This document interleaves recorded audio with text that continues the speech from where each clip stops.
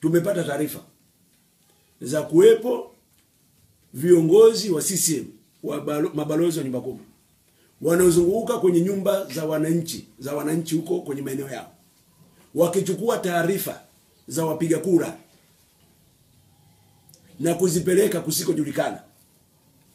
Sasa sisi tumepata raia wema kutoka tume ya uchaguzi.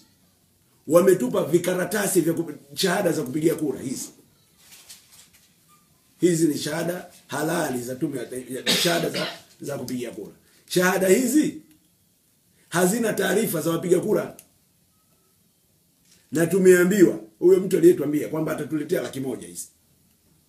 Lakini anasema zipo taarifa kwamba zinaweza zikatengenezwa mpaka 2,000,000. Lengo lake zifikishwe huko kwa hao wanaopelekewa, ili siku ya kupiga kura majina yao yawemo na hizi shahada ziingizwe kwenye ndizo zitumie kwenye kupigia kura. Sasa tumezileta na sample yake nyingine ni hizi hapa. Hii ni sample ambayo tumekuja nayo. Tunataka tume waseme hizi ni za nini? Huwezi kuhakiki watu 70,000 kwa ndani ya siku 4. Na watu hao 70,000 wako kwenye sehemu moja. Sasa tumeambiwa katika maeneo ambayo daftari limefanywa hakiki kwamba 70% ya taarifa za wapiga kura hazimo kwenye sio sahihi. Kwa hiyo nao hawatakuwa wapiga kura halali.